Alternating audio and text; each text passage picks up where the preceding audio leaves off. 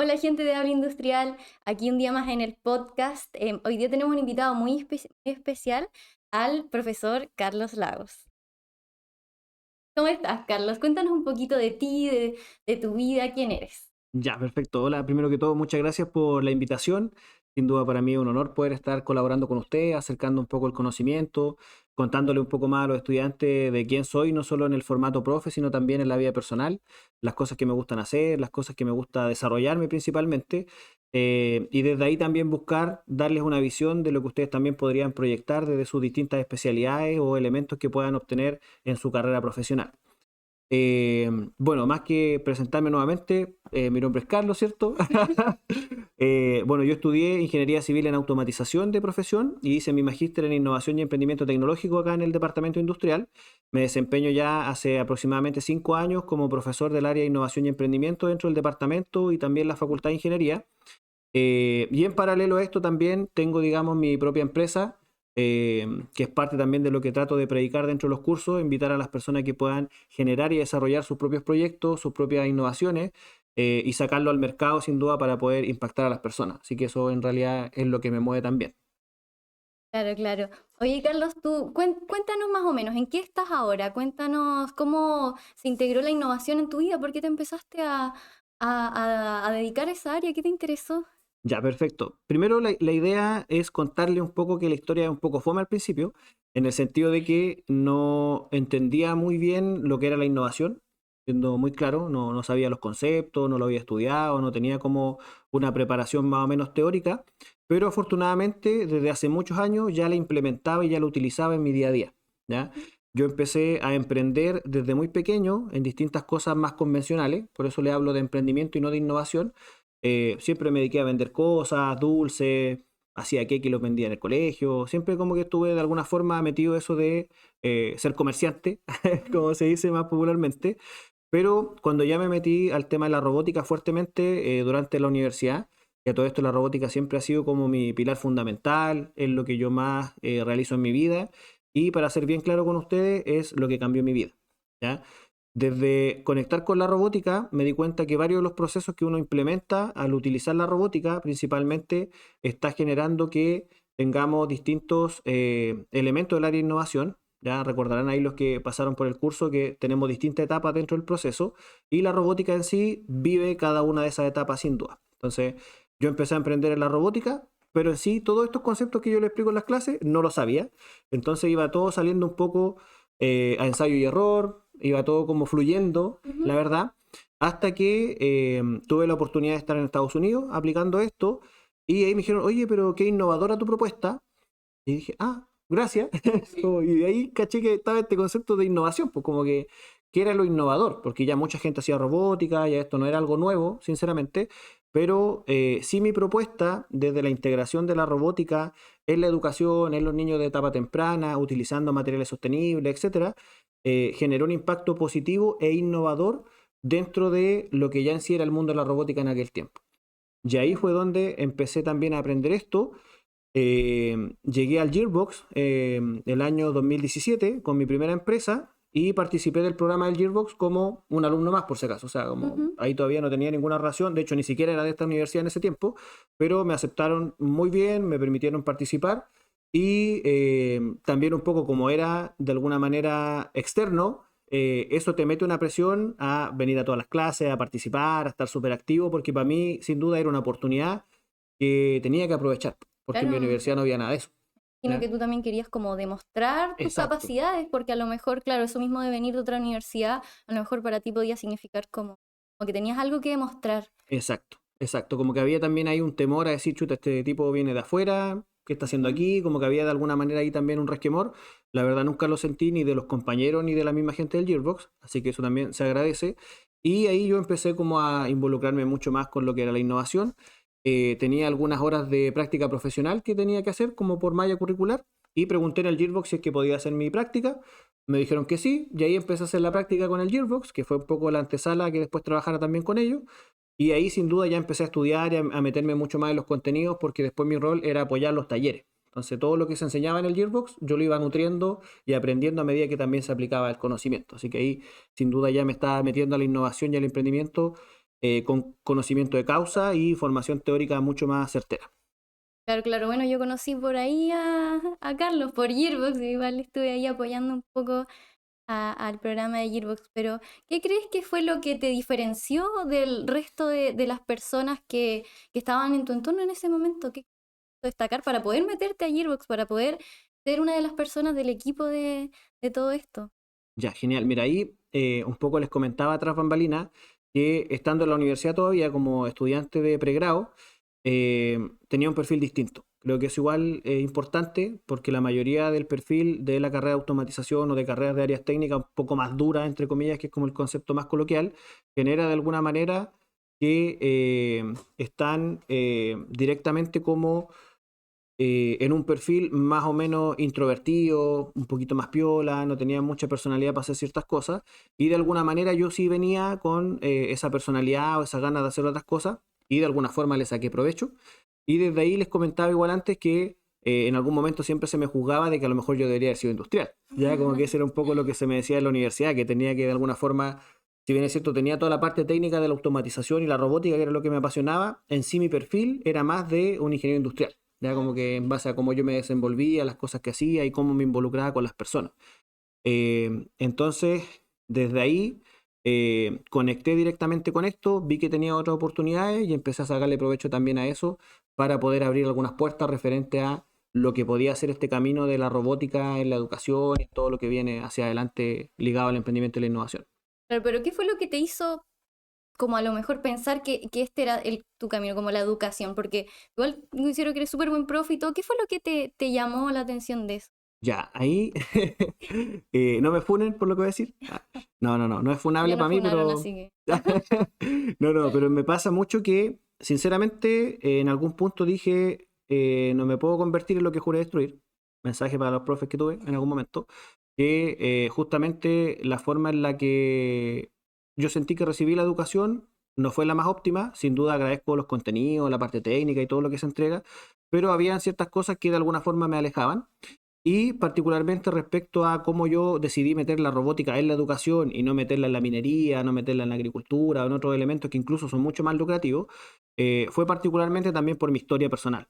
O sea, desde muy pequeño yo decidí que quería hacer la robótica, que los robots era como lo que yo decidí hacer en algún momento de mi vida. Y dentro de ese paradigma no tuve el acceso, no tuve las herramientas por temas económicos, culturales y geográficos, donde yo crecí, donde viví, no había acceso a este tipo de tecnología, de hecho había muy poca tecnología, entonces para mí siempre fue un sueño truncado, no por quizás mis capacidades, sino que porque mi entorno no me lo permitía. Entonces, de alguna manera, transformar esto de llevar la robótica a la educación está 100% ligado a que yo quiero hacer ese cambio de entregar este tipo de conocimiento a las personas que hoy no tienen acceso. Y eso es lo que me motivó principalmente a meterme en el rubro de la educación y no en otro con la robótica. Y oye, muy interesante es el tema de los robots. Yo creo que hay mucha gente que en realidad le interesa hoy en día. Tengo entendido más o menos que a ti te empezó a interesar eso por Star Wars. Tú eres muy fan de Star Wars, bueno, yo Sí. también, así que... Ñoñito de Star Wars. Sí, la Star Wars en realidad es lo que un poco cambió mi paradigma. Como les decía ahí, en la infancia fue la primera película que vi de Star Wars, El Retorno del Jedi particularmente, y no me interesó nada más de Star Wars que los droides, sinceramente, ¿no? Los sables, las naves y todo el otro cuento, buena onda, bacán, pero no fue algo que me llamara mucho la atención, pero sí los robots, y decir como, oh, wow, yo quiero tener un R2D2 que me acompañe, que me ayude, que no sé, po, sea mi amigo en cierta forma, pero mecánico, me motivó a hacer esto finalmente también. Así que ahí Star Wars sin duda le debo un poco la parte de la robótica. Totalmente. Somos muy fans. Y, por ejemplo, ¿qué oportunidades ves en Chile? ¿Cómo ves la robótica en Chile? Por ejemplo, aquí de más adelante, o ¿cómo crees que pudiese darse? Aquí en Chile se daría la oportunidad, ¿tiene las capacidades de, de poder generar instancias? La gente compre o ese tipo de cosas. Ya. Sí, mira, de partida, sin duda el mercado de la robótica es un mercado emergente que ya lleva un cierto foco particular referente a lo que ya se está haciendo. Hoy podría atreverme a decir que la robótica ya no está en el pic de la ola, por así decirlo, si lo graficamos como una ola y uno tiene que surfear esa ola como emprendedor. Hoy día la robótica está un poco cayendo la ola en el sentido particular, no está en el pic máximo, que sería como la mejor oportunidad para emprender en la robótica, pero sin duda sigue siendo de impacto porque la robótica también está asociada a nuevas tecnologías que hoy en día están más de moda, como la inteligencia artificial. ¿Ya? Y en ese caso, por ejemplo, yo le estoy dando un giro al contenido que ya tengo, a los robots que ya tengo, integrando ciertos patrones de inteligencia artificial para volver a hacerlos más atractivos. Entonces, hoy la inteligencia artificial está en la ola, por así decirlo, en la cúspide de la ola, donde cualquier cosa que tenga inteligencia artificial probablemente sea lucrativo, probablemente tenga un cierto impacto mayor en el ecosistema. Entonces, si yo uno la robótica con eso, ya tengo dos puntos fuertes desde el punto de vista tecnológico para seguir impactando. Entonces, desde ahí Ujú. hay un mercado tremendo. Por otro lado, no solo en el área de la educación, que es donde yo me desenvuelvo principalmente, también tenemos todo lo que se refiere a la minería, a la industria forestal, por ejemplo, que es lo que tenemos acá, a la industria metalmecánica. Se está trabajando, por ejemplo, a través de desvío, en inspección de cañerías, por ejemplo, a través de robots. La parte también, por ejemplo, del sur con las salmoneras, se ocupan ROBs, que son, básicamente no son robots, pero sí son semi-robots a distancia, con control a distancia, que eventualmente evolucionarían pronto a ser robots también, para inspeccionar las mallas, para poder tener un control de los salmones, etcétera. Entonces, sin duda hay un mercado súper grande en la robótica y va a seguir saliendo. Eh, y ahí vuelvo un poco al propósito que esté asociado a la educación, ¿ya? Porque de alguna manera, si yo y junto a mi equipo, ¿cierto? Con Rebot podemos impactar positivamente a la educación desde la robótica de una etapa temprana, vamos a generar que esas niñas y niños que están hoy día aprendiendo con nosotros, en el futuro más adelante, cuando ya esté en una carrera profesional o una disciplina ya profesional, sin duda van a estar mejor preparados para la tecnología que esté en ese momento. Y eso creo yo que es la clave. Entonces, si bien es cierto, yo no voy a estar impactando la otra industria de forma directa, sí estoy generando que otras personas puedan impactar en esa industria y lo puedan hacer bien y con conocimiento de causa, etcétera. Por ahí también es lo que me gusta moverme. Claro, claro, igual el otro día hablábamos con el profesor Inti, que, o sea, que por ejemplo aquí en Concepción, en la zona, hay un ecosistema muy, muy bueno de innovación, como que tenemos un buen ecosistema de innovación. ¿Tú crees que eso igual afectaría que se generen más de este tipo de emprendimientos? Sí, mira, yo creo que justamente lo que se está produciendo en el Biobío hoy en día es bastante potente porque como región particularmente tenemos distintas condiciones positivas para propiciar la innovación. Eso igual es importante de entender y analizar. Y en su momento justamente con el magíster que yo hice aquí, fuimos a Estados Unidos, estuvimos inmersos en el ecosistema de Georgia Tech en Atlanta y desde ahí nos dimos cuenta que los ecosistemas eventualmente pueden llegar a funcionar. ¿Ya? Y de hecho Atlanta tiene una forma geográfica, incluso de industria, muy similar a lo que tiene el Biobío. Entonces, en realidad, llegar a ser como ellos es cosa de tiempo, es cosa de unir cierta, digamos, recursos y cosas así, pero en sí la base la tenemos. ¿Ya? Entonces, eventualmente podemos llegar a ser un ecosistema de emprendimiento e innovación bien potente. Desde ahí nacen distintas iniciativas, ¿cierto? Del área gubernamental, como del área privada, como del área académica, para fomentar, digamos, que el emprendimiento y la innovación dentro del Biobío genere un impacto positivo a nivel local y también nacional e internacional. Eh, con lo cual yo creo que sin duda teniendo cada uno de esos elementos sobre la mesa va a propiciar a que cada vez nazcan más emprendimientos, ¿ya? Desde ahí me gustaría, por ejemplo, también reconocer que cuando yo partí, por ejemplo, en el emprendimiento acá, el ecosistema estaba un poquito incipiente, estaba pequeño, habían varios que estaban participando, pero un poquito segregados, ya no había como tanta unión o tanta cohesión entre los actores.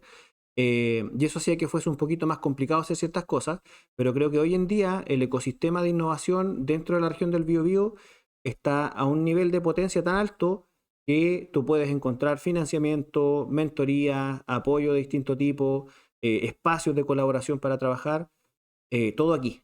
¿Ya? Y eso creo que es súper potente. Antes de alguna manera teníamos que emigrar a Santiago a hacer ciertas cosas, pero hoy en día tenemos todo aquí y de sobra y probablemente pronto vamos a superar a Santiago sin duda en cuanto a lo que nosotros podemos proyectar como ecosistema. Totalmente, de hecho la UDEC es como igual súper conocida por eso, como que realmente aquí tenemos la incubadora, tenemos Gearbox, tenemos varias cosas. Por ejemplo, tú que tienes como un poco más de experiencia con todo esto lo de los robots, los prototipos y todo, alguien que estuviera en este momento, por ejemplo, empezando con sus primeros prototipos, sus primeras ideas, ¿qué consejo como que les darías que te hubiera gustado recibir en ese Ya, momento? ya entiendo. Sí, mira, ahí, a ver, pasa algo particular de que, insisto, vuelvo un poco a mi comienzo donde hacía cosas sin saber lo que estaba haciendo, como en el sentido de que no entendía un poco los conceptos, los patrones que estaban asociados. Pero cuando ya empieza uno a entender lo que es un prototipo, que finalmente es un método de validación de hipótesis, lo que nosotros estamos buscando a través del prototipo finalmente es lograr obtener esa validación de distintos elementos de mi propuesta. ¿Ya? Entonces, en algún momento, si ustedes están en una etapa inicial de lo que sería un emprendimiento, pueden validar su mercado, pueden validar su problema, su solución, su cliente, su propio equipo de trabajo. Entonces, pueden obtener algunas herramientas que les permitan hacer esas validaciones internas y desde ahí empezar a avanzar, digamos, en lo que sería ya pasar a etapas más avanzadas de los prototipos. Consejo que siempre doy, que es muy de libro, pero que es muy cierto: equivócate rápido, equivócate barato, ¿ya? Porque sí o sí se van a equivocar, eso que no les quepa duda, o sea, nadie lo ha logrado así limpiecito, siempre todos nos hemos tropezado con alguna piedra y más de alguna vez, o más chica o más grande la piedra, pero de alguna manera eso también genera que la propuesta de emprendimiento e innovación que nosotros estemos generando vaya teniendo distintas iteraciones, ¿ya? Y eso creo que es importante. Nos pasó en algún momento con el área de la robótica, llevándolo directamente al prototipo, que con la primera empresa que yo tuve, que se llamaba Tecnobotics, teníamos que validar nuestro robot, que es Made in Chile, diseñado por nosotros, fabricado por nosotros, y sobre todo era una estructura de madera. Ya ese era un poco lo particular, lo disruptivo versus los otros robots que habían. Y al principio teníamos que de alguna manera visualizar si es que este robot realmente iba a impactar o no el mercado, si la gente realmente iba a querer aprender robótica con nosotros, por ende había que evaluar o prototipar el servicio, y por otro lado validar el robot para saber si es que efectivamente este robot iba a generar lo que nosotros esperábamos que generara. ¿Ya? Esa era un poco la idea, y sobre todo que no se destruyera en el proceso. ¿Ya? Sobre todo considerando que trabajábamos también con niños, y originalmente la propuesta de Tecnobotics eran niños de 7 a 15 años, ni más ni menos. ¿Ya? Entonces igual éramos un poco cerrados a lo que nosotros queríamos impactar. Tuvimos la oportunidad en aquel momento de generar un tipo de prototipo donde validamos la solución completa, o sea, validamos el servicio en general, que era el curso de robótica, y validamos el producto, que serían los robots, dentro del mismo espacio. La validación tuvo hartas aristas, ya, sinceramente. Entonces, validamos a los clientes, a los usuarios, al robot como proceso como tal, validamos el precio, muy importante también, de lo que nosotros esperábamos cobrar, a pesar de que fue un taller gratuito a modo prueba, logramos validar varias cosas desde ahí, y tuvimos varios matices positivos y negativos. Lo más positivo, sobre todo, creo que está asociado a que nos dimos cuenta que había mucha gente dispuesta a tener talleres de robótica, o sea, mucha gente lo quería, había una necesidad muy importante. Por otro lado, estaban dispuestos a pagar más de lo que nosotros esperábamos cobrar, así que eso sin duda está bueno. Y por sobre todo, les gustó la metodología, o sea, les gustó lo que vieron, les gustó cómo interactuaron. Los apoderados, por así decirlo, de los participantes, que eran niños en general, niños y niñas, también participaron del taller, así como un poco tras bambalinas, y ellos también querían tener el taller. Y después nos preguntaban, oye, ¿y hay un taller para adultos? Y nosotros decíamos, no, porque hasta los 15. Ya, y éramos muy cerrados en eso. Y al final del día, si se dan cuenta, con los conocimientos que ya pueden tener a esta altura, era un mal negocio, porque si ya la gente adulta me está diciendo que quería tener un taller, y yo, así como de rompirraja, como se dice, les decía no, estaba perdiendo clientes, porque ellos sí o sí tenían el poder de pagar. Entonces de ahí nos permitió un poco validar eso y abrir también el mercado a ofrecer talleres a todas las edades, que incluso hoy en día también estamos trabajando con personas mayores. O sea, literalmente estamos enseñando robótica y tecnología a personas de la tercera edad. Entonces, sin duda, no era solo para niños, nunca fue solo para niños, y hacer esos prototipos que nos permitieran validar eso nos demostró que había camino, había mercado, había cosas por hacer, y sobre todo había plata e interés de pago. Pero a lo mejor podrías contarnos un poco más de qué es lo que estás trabajando ahora justamente. Bueno, respecto a lo que tiene que ver particularmente con lo que estamos haciendo hoy en día, estamos alineándonos en tres grandes áreas particularmente. Una, logramos diseñar un robot nuevo, ya que está asociado directamente a cumplir con nuestra propuesta de valor, que está asociado a tener un robot Made in Chile, o sea que nosotros lo fabricamos y todo. Logramos obtener marca Chile, ya que en este caso es un logo principalmente que acredita que es un producto chileno, que ustedes probablemente lo pueden encontrar más directamente en productos de alimentos, por lo general. Algunas cervezas, algunas mermeladas, cosas así tienen ese logo. Y nosotros también lo obtuvimos. O sea, tuvimos que pasar por un proceso, ¿cierto? Enviamos alguna data y finalmente nos aprobaron y dijeron, sí, este producto es chileno. ¿Ya? Así que lo podemos decir con toda propiedad, con mucho orgullo, que sí o sí es un robot made in Chile. ¿Vale? Y por otro lado, estamos también dentro de esa misma línea del robot mismo, estamos fabricando ahora una placa electrónica que vendría a ser el cerebro del robot, eh, más adaptativa que los que hemos usado hasta este punto, ya para poder conectarle algunos sensores nuevos, para poder hacer una conexión a internet que sea mucho más fluida, mucho más potente, tratar de explorar justamente esto de la inteligencia artificial. Necesitamos que el robot tenga una capacidad de cómputo mucho mayor que la que ya tiene, entonces estamos explorando también hacer unas tarjetas nuevas y que creo yo que en algún momento vamos a tener que tercerizarlo, hacerlo en China.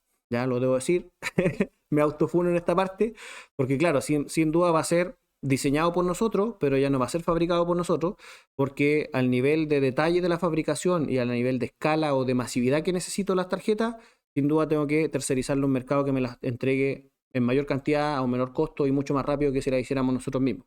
¿Ya?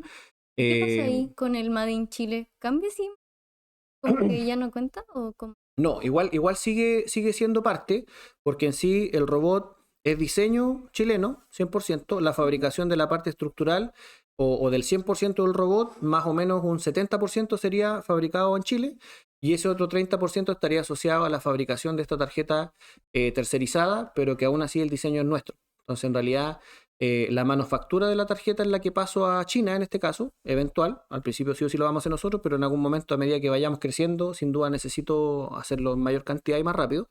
Pero aún así no perdería la categoría chilena. ¿Ya? Porque, por ejemplo, no sé, una persona que hoy en día vende mermelada y tiene la marca Chile porque ella hace la mermelada, probablemente los frascos de la mermelada no los hace ella y los traen de otros países y a lo mejor los compra en China porque son más baratos y sigue siendo la mermelada made in Chile, como que no quita en sí el producto mismo, sigue siendo chileno. Entonces, eso igual está potente.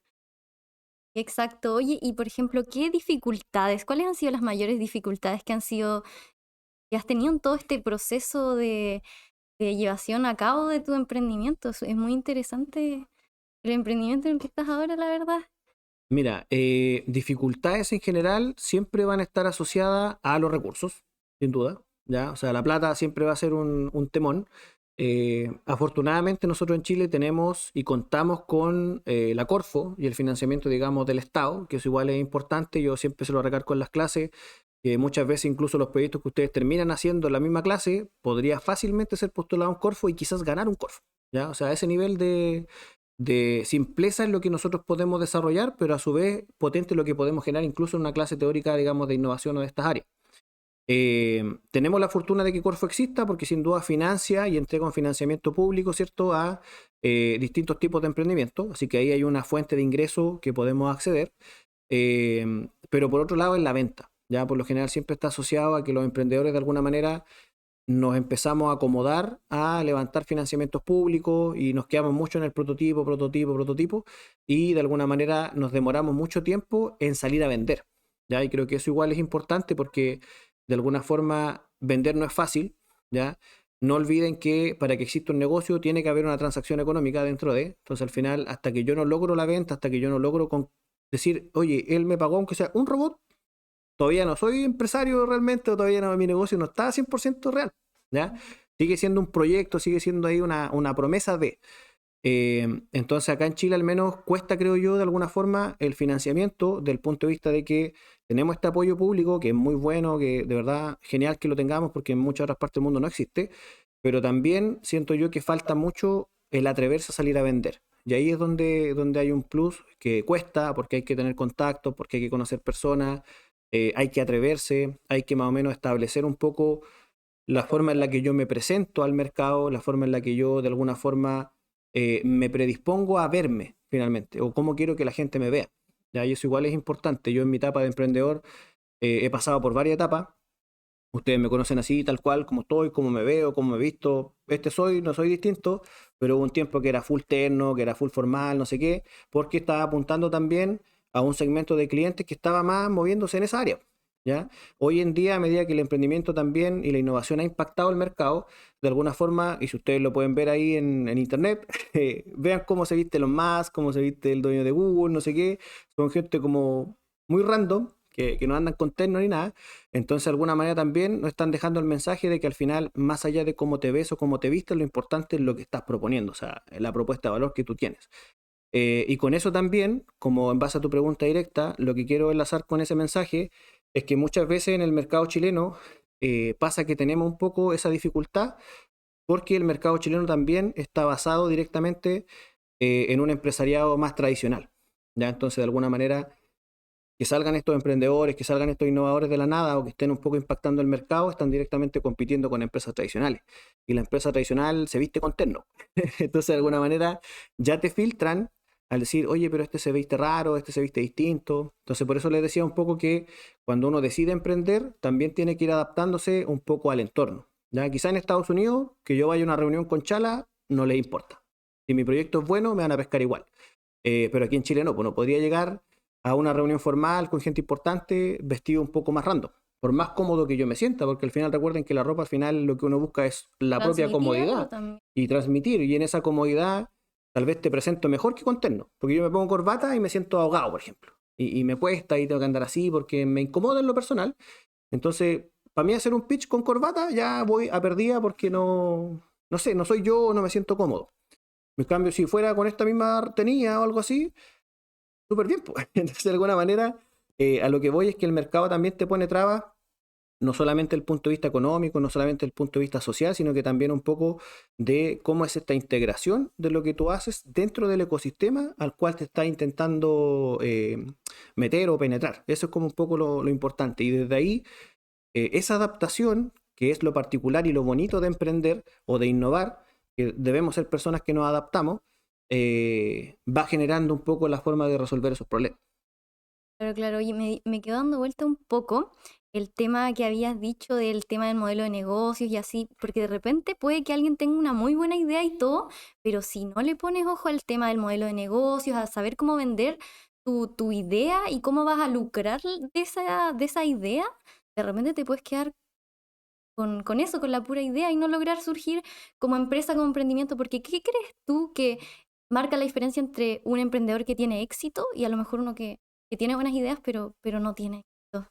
Ya, perfecto. Mira, asociándolo a lo que vendría siendo como justamente el tema del modelo de negocio particularmente, hay que dejar en claro que la base del modelo de negocio es la propuesta de valor. Y eso es finalmente lo que vende. Ya no olvidemos que, creo que lo digo de forma literal también en las clases, si tu producto o tu oferta tiene un valor que la gente percibe, el precio lo colocas tú y el que quieras.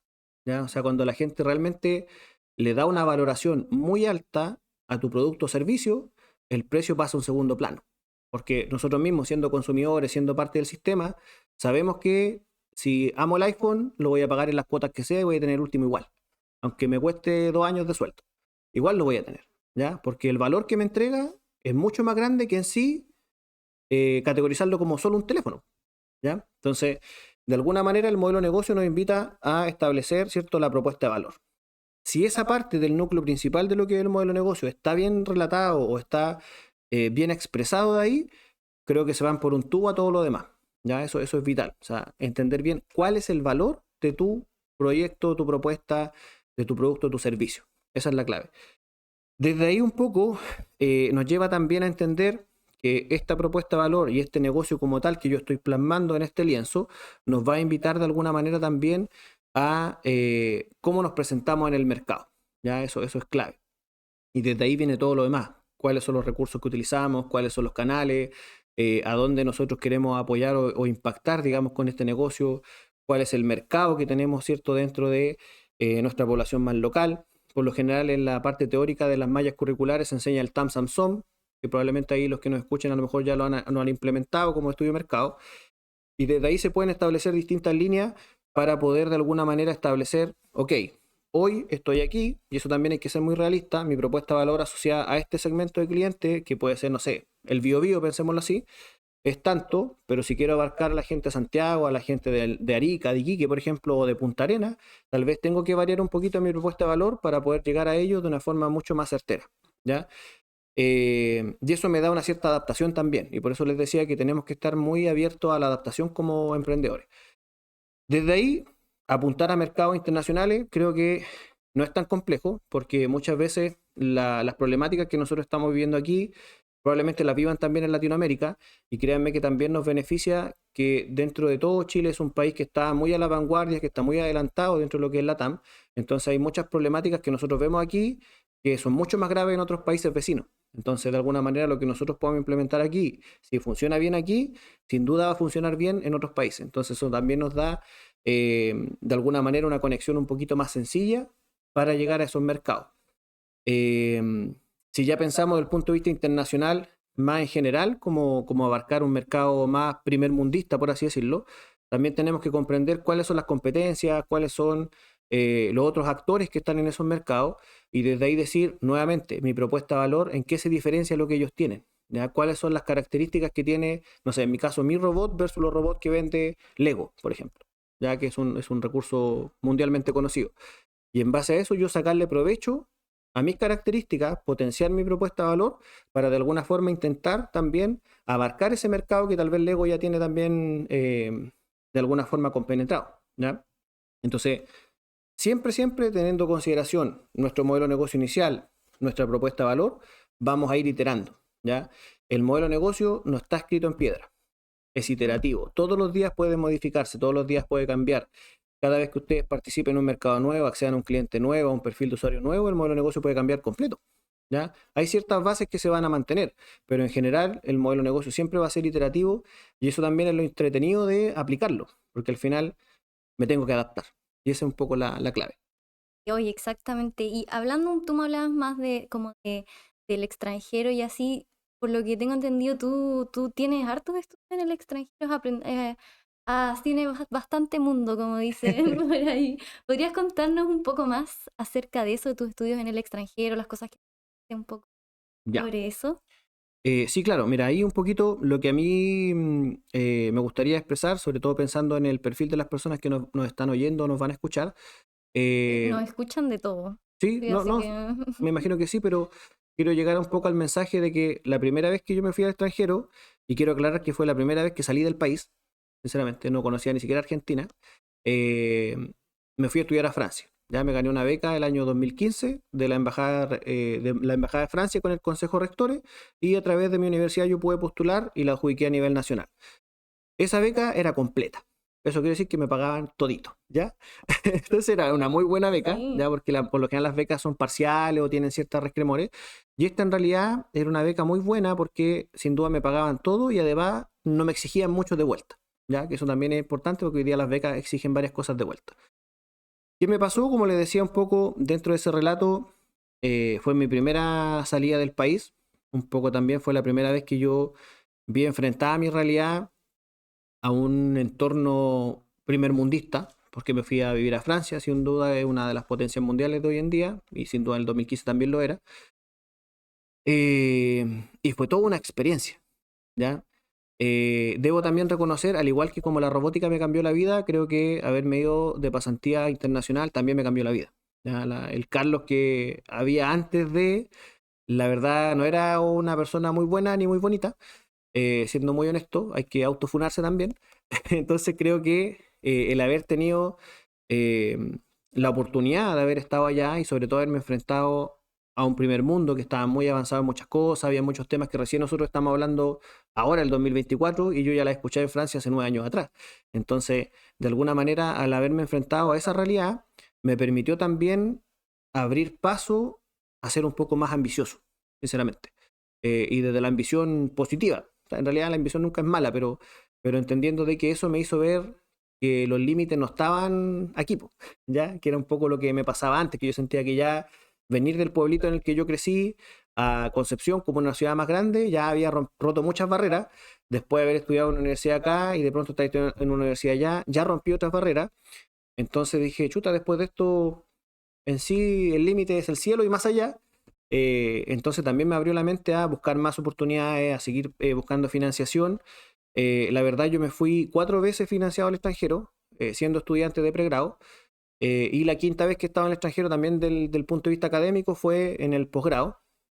Eh, y eso principalmente creo que fue espectacular, pues, o sea, de un punto de vista, ya me están pagando por irme, o ya me están financiando para estar en otro lado. Sin duda en base a mérito, sin duda en base a contacto, a gente que también me recomendó, a gente que me apoyó y que sigue apoyándome hasta el día de hoy. Se han logrado muchas cosas y eso creo que es fundamental un poco dentro del perfil estudiante, como que a veces uno se centra, no sé, quiero salir de la carrera. Ya, y sinceramente para mí nunca fue mi meta a largo plazo o al corto plazo salir de la carrera. Ya, yo siempre dije, no sé, en tercero o cuarto quiero irme al extranjero y buscar una forma de que, como yo sabía que mi familia no tenía los recursos para mandarme al extranjero, que alguien más pagara porque yo me fuera al extranjero, y afortunadamente lo conseguí. Ya que es un poco la lógica. Cuando me fui a Francia, les comentaba igual antes, un poquito tras bambalinas, que yo me fui a estudiar un máster en sistema automatizado a una universidad de Francia, y allá complementé hartos contenidos que eran referentes a lo que yo estaba estudiando acá en Chile también. Sí, debo ser muy honesto en que no hablaba nada de francés y un poquito de inglés, verbo to be, 12 años. Entonces fui literalmente con la perso, sinceramente. Entonces también con este mensaje les quiero decir que atrévanse, sinceramente, atrévanse. Estando allá, tenía que aprender un poco también como era más técnico lo que yo también estudiaba, de alguna forma con que me entendiera con el computador, andaba relativamente bien. Pero sin duda me costó también la interacción humana, ya a medida que fui aprendiendo francés en distintas instancias, ya que también está asociado a deporte, a carrete, a bares, a muchas cosas así. Uno aprende también los idiomas, por si acaso. Ese es un buen dato, que agradezco cuando me lo dieron. Eh, y en base a esa experiencia, obviamente, ya entendí que tenía todas las capacidades y todas las competencias para poder estar estudiando en el extranjero y para poder hacer cosas en el extranjero, que también es parte de un mensaje que les quiero entregar de que no se limiten, o sea, no piensen que ustedes son insuficientes, todo lo contrario, sin duda nosotros tenemos igual o más cabeza que los que lo tienen todo, los que están un poquito más avanzados. Entonces, desde ahí, si tienen ganas de ir al extranjero, si tienen ganas de hacer cosas en otros lados, vayan, inténtenlo, porque de verdad no hay tantas barreras como uno cree, ¿ya? Dicho eso, bueno, volví a Chile en su momento y después estando en Chile empecé a trabajar ya un poco para terminar la carrera, en las etapas más terminales de mi carrera profesional y me surgió la posibilidad de participar en temas de robótica en Estados Unidos. Ya me fui a Arizona primeramente a una competencia robótica que se llama Cat Vehicle Challenge, donde en esa competencia robótica particularmente lo que teníamos que hacer era mover un auto autónomo, a un vehículo, una camioneta. ¿Ya? Esa era un poco la competencia. Hoy en día eso ya es una realidad, Tesla lo tiene, hay otras marcas que lo tienen, pero en esos años era como recién estamos probando que los vehículos se pueden manejar solos. ¿Ya? Y afortunadamente con el equipo, hermoso equipo que teníamos en ese momento, con Lucas y Ale, que si después nos ven les mando un saludo, fueron los únicos que me apañaron sinceramente a estar todo el verano trabajando en esto, porque literalmente perdimos las vacaciones, perdimos todo por intentar participar. Y cuando lo logramos, un poco los sponsors de la competencia nos financiaron para ir, porque además éramos el único equipo latinoamericano que quedó en la final. ¿Ya? Entonces, en sí nos pagaron por ir. ¿Ya? Entonces, igual, bacán, pues, ya nuevamente alguien puso plata para que yo fuera al extranjero. ¿Ya? Y desde ahí había una competencia mundial, había muchos países mucho más desarrollados, había una competencia igual fuerte en lo que era la robótica. Sí me ayudó a entender un poquito los límites de lo que nosotros teníamos versus lo que podríamos tener. No ganamos la competencia por si acaso, no puedo darme como el lujo de decirle, oh, fui y salí campeón, porque no salió, no fue así, pero aún así la experiencia fue lo potente y eso también me invitó después a seguir trabajando en Estados Unidos, a de alguna manera desarrollar ciertas competencias con la universidad de allá, tuve harto apoyo, harto financiamiento también para poder continuar haciendo mi memoria, digamos, de pregrado con ellos. Aprendí muchísimas más cosas, me volví a enfrentar también al idioma, ya de alguna manera haber aprendido francés ayudó a que borrara en parte el inglés, porque no me caía tanto en el disco duro, sinceramente. Y después, claro, tuve que retomar el inglés para poder estar en Estados Unidos, y ahí fue como otro proceso.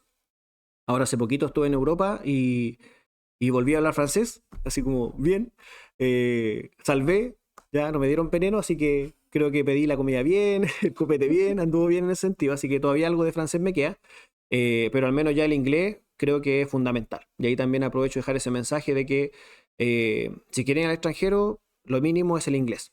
Ya pueden salvar con Spanglish, pueden salvar con algunas cosas, sin duda, pero ya tener un mejor nivel de inglés también les va a permitir abrir más puertas o llegar a ciertos lugares un poquito más rápido, sinceramente.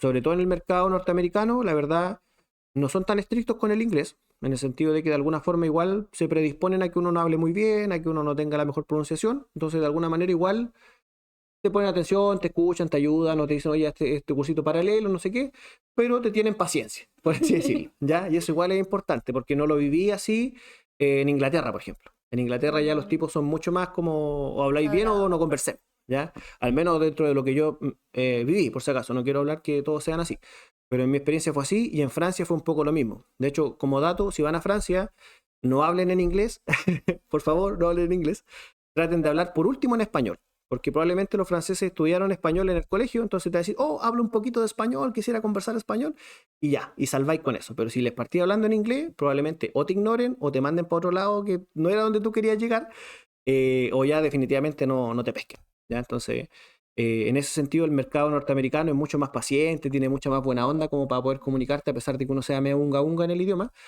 y ya estando ahí, es empezar a practicar, empezar a seguir potenciándolo. Y sin duda el otro consejo es practicar. Practicar, yo creo que eso es lo vital. Estamos muy acostumbrados a un sistema de formación en el inglés que es muy tradicional, que es mucha gramática, muchas cosas así, pero traten de, si quieren aprender inglés igual, póngale bueno a ver series, películas, videojuegos, todo lo que les gusta hacer en inglés. Ya con eso agarran vocabulario, cambien su teléfono a inglés, pongan su computadora en inglés, y eso les va a ayudar también a conocer más palabras, y el resto ya es ver cómo se habla en la calle. Claro, Porque como en la sinceramente, práctica no es tan formal tampoco, no es como exacto. que uno tenga que aprender gramática ni A mí nada de eso me eso. pasaba Es de igual, pues. echarle ganas más que otra cosa. Exacto, porque yo Ujú. llegué allá, por ejemplo, en Francia, cuando ya tenía más o menos una gramática y tenía ciertas cosas, yo dije, oh, bien, ahora voy a poder conversar. Llegué a un bar, me traté de hacer el lindo ahí, no sé qué, ya. Y me dijeron, como que se rieron de mí, y dije, puta, tan mal hablo, porque se reían. Y era porque un tipo me dijo, ¿sabes qué? En realidad habláis como mi abuelo. Ah, ya. Y fue como, ok. Entonces, literalmente ya para la jerga como juvenil, digamos, que era el entorno al que yo me enfrentaba como universitario, yo ya estaba hablando un francés que era viejo, porque era un francés que no era el que ocupaba en el día a día. Palabras, modismos, tal cual como nosotros las tenemos hoy en día en la juventud, ellos también la tienen en su idioma, pues. Y uno no la sabe. O sea, aquí el profe de francés o el profe de inglés no te enseña a decir cachai en inglés, pues. No te enseña cómo usar palabras, el pon y sé qué. Y cada uno tiene su lenguaje y eso se aprende un poco en la calle también, como yendo a conversar, atreviéndose, metiéndose a los deportes, a los bares, etcétera. Es como un poco el objetivo. Oye, Carlos, y ya para ir cerrando más o menos, ¿algún consejo que le darías a los chicos aquí de la audiencia? ¿Alguna habilidad que tú le podrías decir como, oye, esta es la clave o algo así? Ya, perfecto. Sí, miren, respecto a habilidades, hay harto que decir, hay harto que hablar. Recuerden que hoy en día nos basamos en las habilidades del siglo XXI, ¿ya? Si no se las saben, googleen la habilidad del siglo XXI y les van a aparecer varias ahí. Yo les sugeriría que tengan 3 o 4 de esas al menos. Eh, hay un tema de la innovación también, que se lo aprovecho de comenzar uniéndolo con ese tema, es que hay un tipo que se llama Carlos Domingo, que tiene un libro, ¿cierto?, que está relacionado a la innovación, donde él señala que hay ciertas habilidades que uno debería tener para ser innovador, ¿ya? Y de esas habilidades, él plantea que hay algunas que son las mínimas que nacemos con ellas, o sea, cada uno de nosotros tiene una al menos de esas habilidades de nacimiento, y todas las otras se pueden trabajar y se pueden, digamos, adquirir en el tiempo, ¿ya?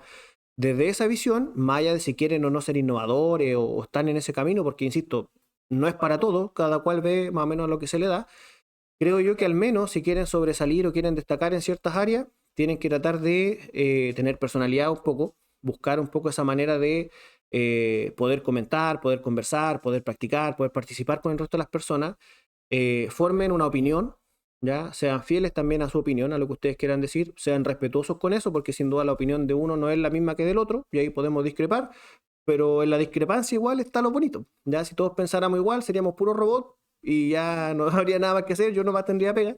Entonces, creo yo un poco que lo importante de adquirir estas habilidades es poder socializar, es poder compartir con las personas, cada vez tenemos que humanizarnos más. Lo ligo nuevamente a mi tema de la robótica y todo este tema. Dense cuenta que cada vez más la inteligencia artificial, la robótica y la tecnología están avanzando y nosotros como sociedad tenemos que evolucionar, ¿ya? Porque las máquinas no se van a ir, vienen para quedarse y cada vez van a estar más. Entonces somos nosotros los que tenemos que adquirir nuevas habilidades para adaptarnos en este nuevo formato, donde a lo mejor las máquinas van a hacer más cosas de las que nosotros hacemos hoy en día. Entonces, de alguna manera tenemos que ver cuáles son las habilidades que nosotros podemos adquirir que no tienen las máquinas y que le podemos sacar algún cierto provecho, que le podemos sacar algún cierto beneficio. Están las artes, está la música, está la cocina, por ejemplo, que son temas como muy, muy bacanes de explorar, que nos dicen, hey, yo puedo usar algunos sentidos que los robots no tienen, hacer esto y ya estoy marcando una diferenciación, ¿sí? Aprendan habilidades técnicas también, que también va asociado a la habilidad del siglo XXI, como sobre todo los que están relacionados a la programación, a la tecnología, ¿cierto? Aprendan algunos lenguajes de programación porque vamos a tener que hablar con las máquinas literalmente a través de ciertos lenguajes. Entonces, hay varias cosas que hacer, pero sin duda, habilidad del siglo XXI, denle una mirada, piense cuáles son de esas que ustedes ya tienen o que ustedes ya las tienen trabajadas y las que no, busquen la manera de poder empezar a desarrollarlas, adquirirlas para enfrentar lo que se viene en el futuro. Muchas gracias, Carlos. Muchas gracias por todo. La verdad fue muy enriquecedora todo tu conversación con nosotros. Así que eso, chicos, muchas gracias por ver.